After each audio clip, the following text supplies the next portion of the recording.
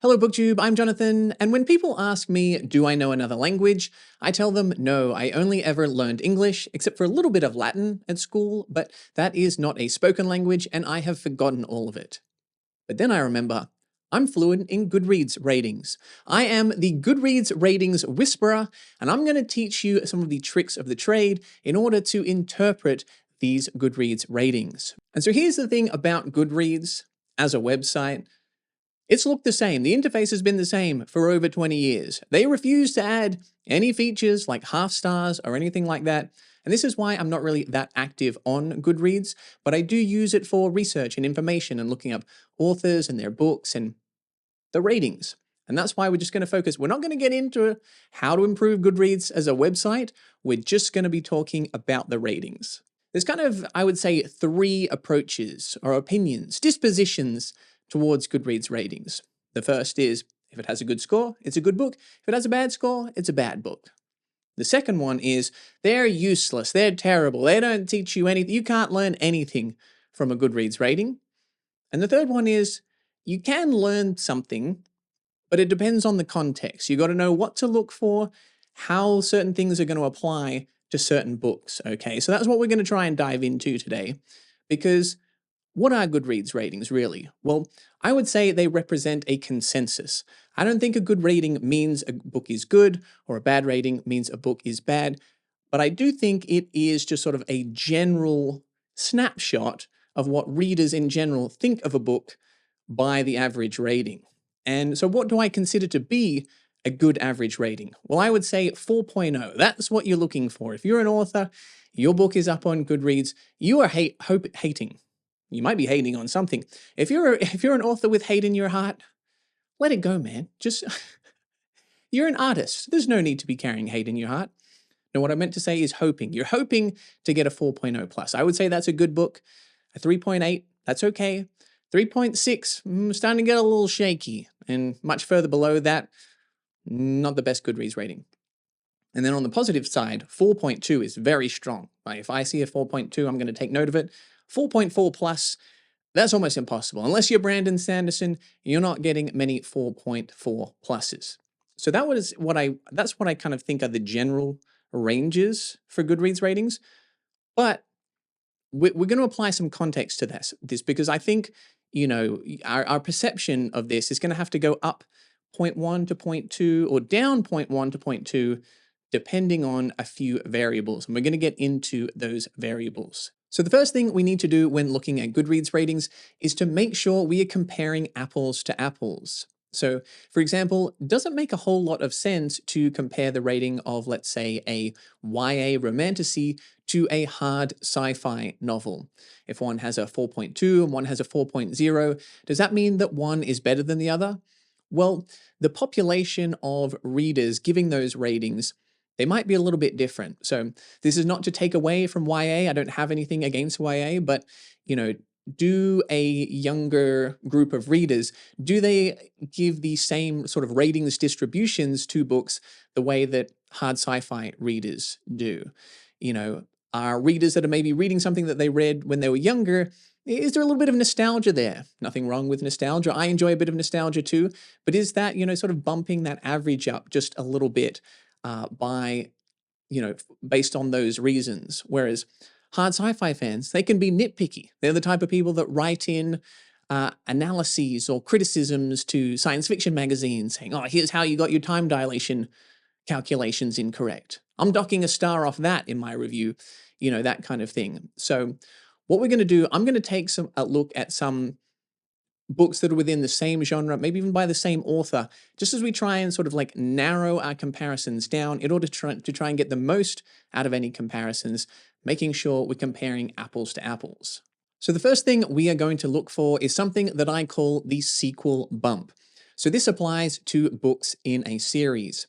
I have a theory that every book in a series after the first book has an advantage over the first book when it comes to its rating. And here's why. So we're going to do a little bit of math here, but I've simplified it. This is going to be very quick and simple. Let's say that book 1 and book 2 in a series are objectively of the same quality. Okay, art is subjective, but in the hypothetical, let's say book 1 and book 2 are of equal quality. 3 people read book 1. Those 3 people give it a 5-star, a 4-star, and a 3-star review. I don't think the fingers helped. I'm going to take them away. A 5-star, 4-star, 3-star review from the 3 readers. We now then ask those 3 readers, are they going to read book 2? The 5-star reviewer says, yeah, I loved it, of course. 4-star reviewer says, yeah, it was pretty good. I think I'm going to continue. And the 3-star reviewer says, it's kind of mid. I'm going to drop out. So now those 2 readers, the 5-star and the 4-star, read book 2.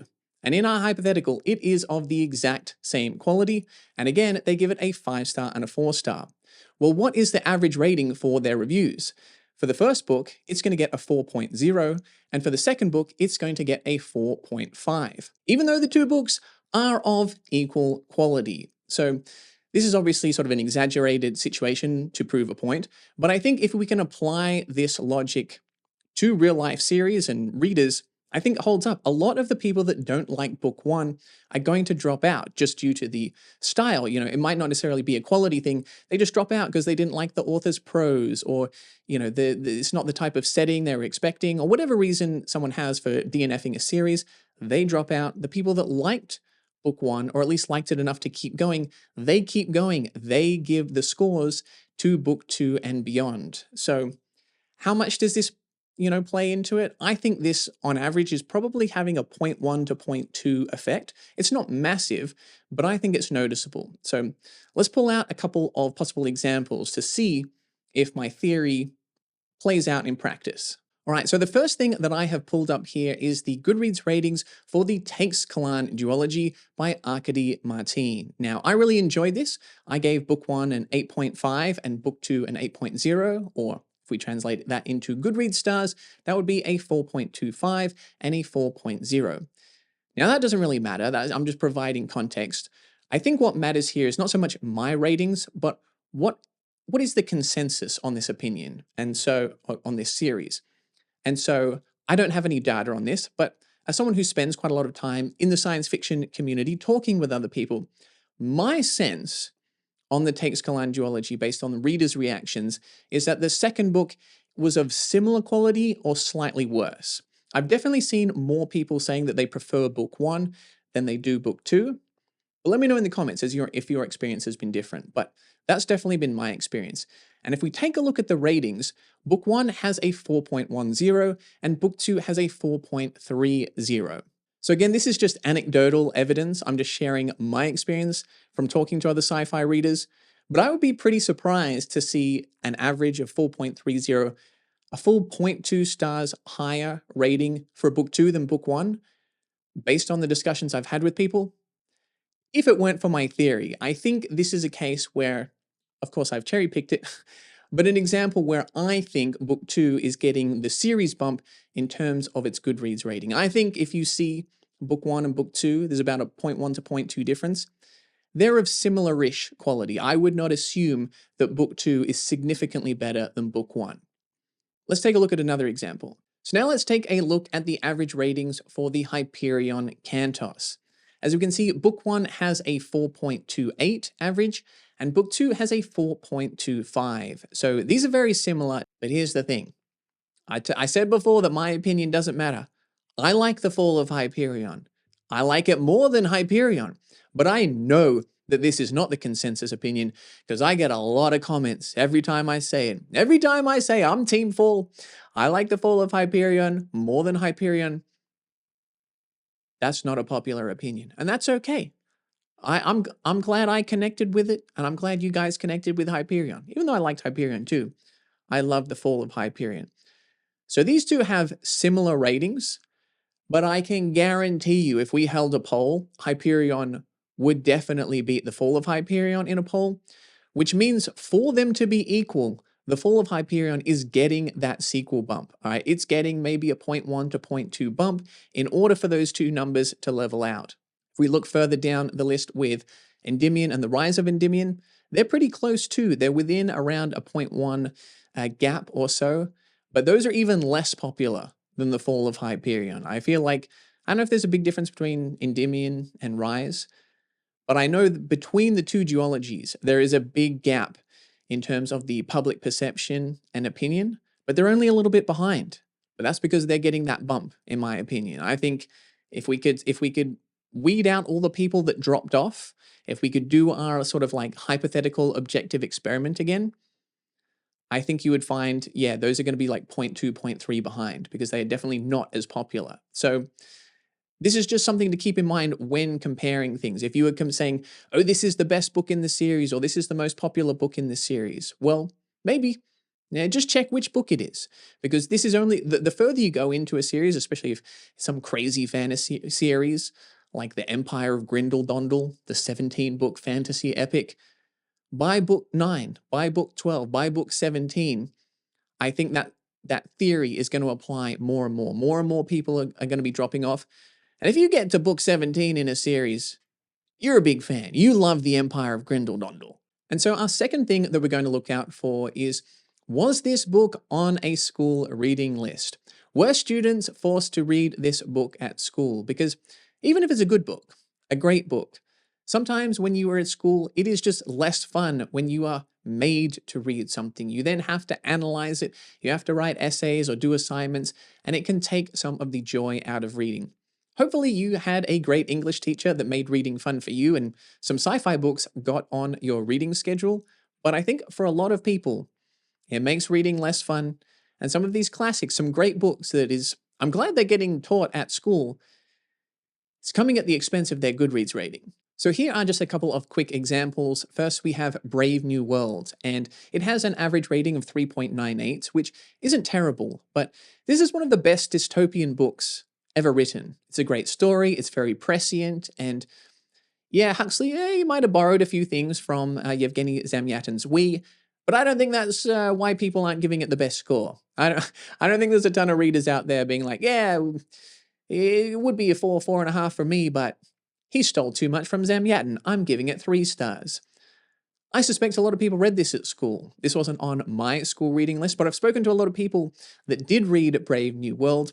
They didn't necessarily love it when they read it when they were a teenager, picked it back up as an adult, and now they think it's one of the best dystopian books that they've read. So I'm not sure to what extent that is bringing the average down, but surely Brave New World's got to be at least a 4.0. Nah, I think the school kids have something to do with this one. And for our second example, we have Mary Shelley's Frankenstein with an average rating of 3.92. I love this book. This is in my top 10 books of all time. I think this is an insane rating. And again, my opinion doesn't really matter. We're trying to gauge the consensus. But a lot of people love Frankenstein. Frankenstein should definitely have an average rating above a 4.0 in my opinion.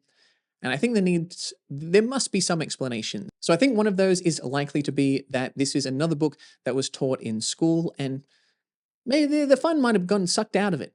You might not have enjoyed Frankenstein as much when you were analyzing the poetic language, as opposed to just reading it by yourself and enjoying the story and absorbing all of those things instead of having those things forced on you by your evil English teacher. I'd also say there is the chance that this book just didn't meet expectations. People sort of have an idea of what Frankenstein is, and it's not this kind of like monster action horror movie-esque story. It's a lot more philosophical and contemplative, and so maybe that disconnect could affect the rating. Also, as a classic, the language can be a little bit tough to get into. I hadn't read any classics in a while, so it took me about 30 or 40 pages to get into Frankenstein, but then when I did, I absolutely loved it. And just based on how many other people that I've spoken to that have Frankenstein ranked really, really highly, I think that's another reason to think why the Goodreads rating here is not necessarily reflecting the actual consensus. Those pesky kids, those pesky youths, and I understand the plight. I empathize with the plight of these kids, but I think these school kids have brought down the average of Frankenstein. And now for the third thing that we are going to look at, and that is the total number of ratings. And the reason why this matters is because if we want to compare apples to apples, we want similar populations of readers. So let's say an author has one book that has way more ratings than the rest of their books. Maybe it just sold really well, or is quite often the case, that book had an adaptation. Well, the reason why this matters is because the rest of their books might be being rated by purely science fiction readers, whereas that other book that sort of got out into the mainstream media and culture is going to be read and reviewed by people who may not have read any science fiction books before. And this could affect the ratings in one of two ways. Maybe the sci-fi readers wouldn't really like the mainstream one because it was too mainstream. Oh, it was concepts that this author's done a ton of times before, or millions of other authors have already explored this topic. And they wouldn't actually like the fact that they've sort of gone mainstream to appeal to a more mainstream audience.